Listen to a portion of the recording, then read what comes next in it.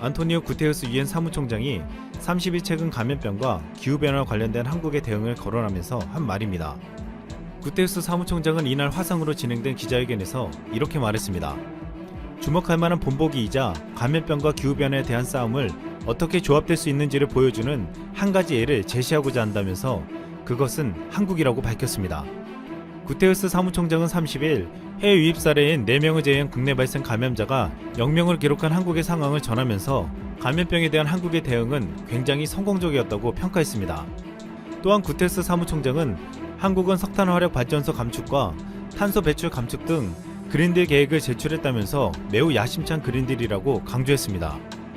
구테우스 사무총장은 이는 어디에서나 따라야 할 본보기라면서 전 세계 많은 나라들이 한국의 사례를 따르기를 희망한다고 말했습니다. 실제로 한국의 그린 뉴딜 정책은 유엔 사무총장이 인정할 정도로 훌륭하다고 평가받고 있으며 미 스탠퍼드와 UC 버클리 대학 연구팀은 한국의 그린 뉴딜은 한국 내 정규직 일자리 144만 개를 늘릴 수 있다고 전망했습니다. 이 연구팀은 한국이 2050년까지 석탄, 석유 등 화석 연료에 의존하는 에너지 산업 구조에서 태양광, 풍력, 수력 등 재생에너지로 100% 전환하면 친환경 산업군이 성장하면서 사라지는 일자리 수를 빼도 일자리는 144만 개 이상 순증한다고 추산했습니다.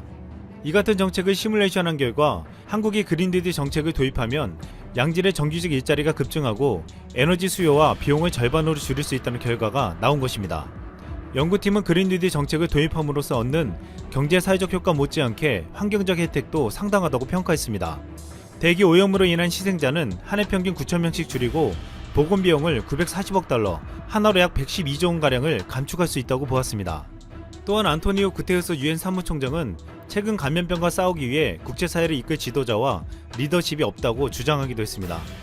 이 CNN에 따르면 구테우스 사무총장은 지난 1일 열린 뉴욕 기자회견에서 감염병의 기원을 놓고 미국과 중국이 말다툼하는 것을 보면 답답하다고 말했다고 했습니다. 트럼프 대통령은 최근 중국은 11월 재선에서 내가 떨어지는 데 도움이 된다면 무슨 짓이든 할 것이라고 주장했고 중국의 관영 한국시보는 중국은 미국 선거 개입 같은 것에 아무 흥미가 없다는 외교부 성명을 인용해 전달했습니다. 이에 트럼프 대통령은 중국의 피해자들이 중국을 상대로 소송을 걸 수 있게 만드는 주권 면책을 제한하는 방안을 논의하고 있고 중국의 책임을 묻는 대규모 관세를 부과하는 것도 검토하고 있다고 했습니다. 구테우스 사무총장은 리더십 부재와 결여 현상이 명백하다면서 어느 때보다 세계가 한데 뭉쳐야 하는 상황인데도 국제사회가 분열되어 있는 것이 누구 눈에도 분명하다고 지적했습니다. 구테우스 사무총장이 강력 비판하는 것은 이번 감염병뿐만 아니라 기후정책에 있어서도 G2국가인 미국과 중국은 그동안 제대로 된 역할을 하지 못했기 때문입니다. 트럼프는 취임하자마자 파리 기후협약 탈퇴를 선언했습니다. 파리 기후협약은 세계에서 가장 강력한 기후변화 협약으로 125개국이 비준했으며 2016년 11월부터 발효되었습니다. 이 협약이 만들어진 이유는 지금 이대로 가면 지구 평균 기온이 2도씩 상승할 때 10억 명 이상이 심각한 물전 부족을 겪게 되고 2080년까지 기아에 시달리는 사람은 6억 명 이상으로 증가될 것이며 홍수로 발생하는 이재민도 적어도 3억 3천만 명 이상이 될 것으로 전망되기 때문입니다. 그런데 전세계 리더격인 초강대국 미국이 이 협약을 깨고 나갔습니다. 또한 온실가스 최대 배출국인 중국은 상당량의 감축을 약속했지만 중국 지방정부가 통계를 조작한 사실이 밝혀지며 이를 실행할 능력이나 의지가 있는 것인지 의심받고 있습니다. 또한 영국 브리스톨대 국제연구진은 온실가스인 수소 불안탄소가 대기 중에서 거의 사라졌다는 2017년 중국의 공표와 달리 최근 기록적인 수준으로 증가하고 있다는 것을 발견했다고 밝히기도 했습니다. 이렇게 미국과 중국은 기후변화에 대해 책임지는 것이 아니라 환경오염의 주범이 되고 있습니다. 이 때문에 최근 유엔 사무총장이 미국과 중국을 비판하며 한국의 그린 뉴딜 정책을 많은 국가들이 배워야 한다는 말은 새로운 의미로 해석되고 있습니다. 한국은 감염병 사태에서 방역 정책의 모델이 되며 어떻게 대응해야 하는지 교과서를 만들어 주었고 진단키트와 방호복 등 방역과 의료물자를 전 세계에 보급하는 역할을 하고 있습니다. 이에 유엔과 많은 국제단체들은 앞으로 기후변화에서도 한국의 역할을 기대하고 있는 것으로 보이고 있습니다. 또한 한국 정부는 한국판 뉴딜 정책으로 새로운 일자리를 창출하겠다고 했습니다. 여기엔 그동안 해오던 대규모 토목공사가 아닌 디지털 기반의 대형정보기술 프로젝트를 추진하겠다고 했습니다. 특히 이번 사태로 주목받는 비대면 의료 서비스, 온라인 교육 서비스, 스마트시티, 빅데이터 사업 등 한국은 새로운 시대를 만들어갈 산업을 중심으로 위기를 극복하고 경제복구에 앞장설 준비를 하고 있습니다. 이상 쓸모왕이었습니다. 개발도상국 선진국들에 비해 기술과 정보, 인프라, 그리고 제도 자체가 아직 충분히 갖춰지지 않아서 발전이 더디고 경제 쇼크나 이번 사태와 같은 전염병에 취약한 국가들을 말합니다. 선진국과 개발도상국은 단순히 GDP가 얼마나 큰지로 나누지 않고 1인당 소득이 얼마인지, 무역 자유도는 얼마나 높은지 등을 종합적으로 고려하여 IMF, 세계은행과 같은 국제기구들이 발표하고 있죠. 미국, 한국, 독일, 프랑스, 이탈리아, 스페인, 스웨덴, 이스라엘 등의 국가들이 선진국으로 분류되고 있고, 중국, 브라질, 멕시코, 말레이시아, 러시아, 베트남과 같이 1인당 소득이 낮고 기술과 제도가 아직 충분히 보급되지 않은 곳들은 개발도상국이라 불리고 있습니다.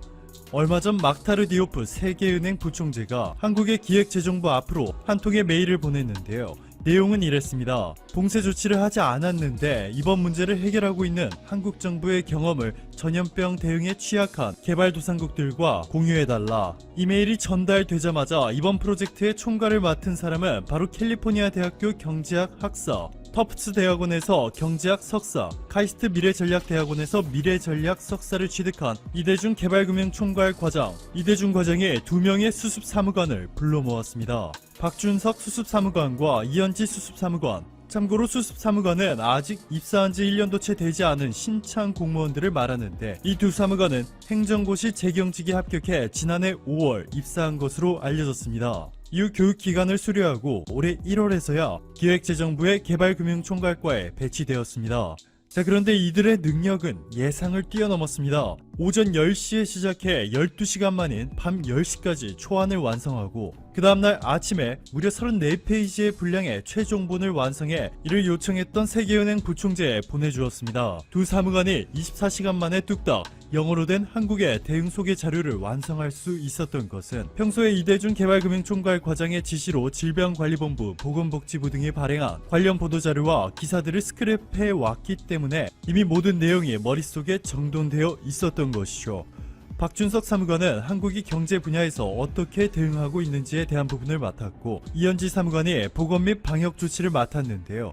한국 정부가 얼마나 신속하게 대응했는지, 검사를 어떤 방식으로 얼마나 공격적으로 실시했는지, 정부와 한국 국민들이 어떻게 하나가 되어 대응하고 있는지 등을 모두 자세하면서도 이해하기 쉽게 요약하였습니다. 전 세계 모두가 쉽게 이해할 수 있는 완벽한 자료가 되었죠. 이렇게 순식간에 만들어진 한국의 대응 소개 자료에 놀란 세계은행 부총재는 이렇게 급박한 상황 속에서 값진 자료를 만들어준 것에 대해 감동이라는 뜻을 전해왔고, 이번 자료에 대한 요청이 쇄도하여 세계은행과 개발도상국들뿐만 아니라 미국, 일본, 영국, 프랑스, 스위스 등의 선진국들에까지 보내졌습니다. 심지어는 미국의 상원과 하원 의원들과 미국 싱크탱크인 브루킹스 연구소, 피터슨 연구소, 대표 언론사 워싱턴 포스트 등에도 전달되었는데요. 이후에 이 자료에서 소개된 한국의 스마트폰 추적 어플에 대한 극찬이 쏟아지고 있습니다. 세계 최고의 경영대학원이죠. 미국 하버드 경영대학원이 소유한 월간 잡지 하버드 비즈니스 리뷰는 아시아 국가들이 이번 사태에 어떻게 대응하고 있는지 소개하였는데, 그 중에서도 특히 한국에 대해서 이렇게 말했습니다. 한국의 사례는 놀랍다. 한국인들이 불과 몇 주 만에 어플을 개발했는데 100m 이내 확진자의 이동 경로, 진단 날짜, 국적 등을 상세하게 보여준다.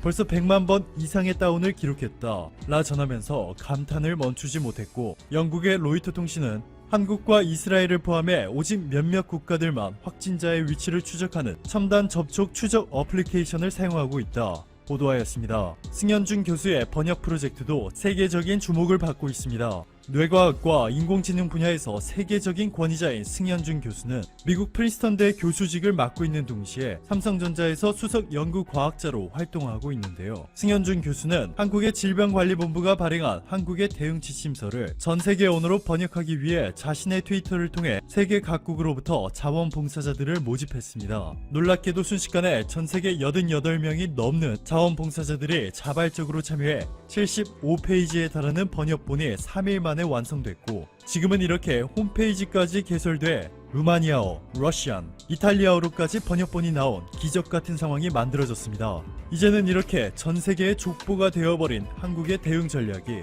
지금도 지구 곳곳에서 많은 이들의 생명을 살리고 있습니다. 오늘도 감사합니다. 최고의 하루 보내시길 바랄게요.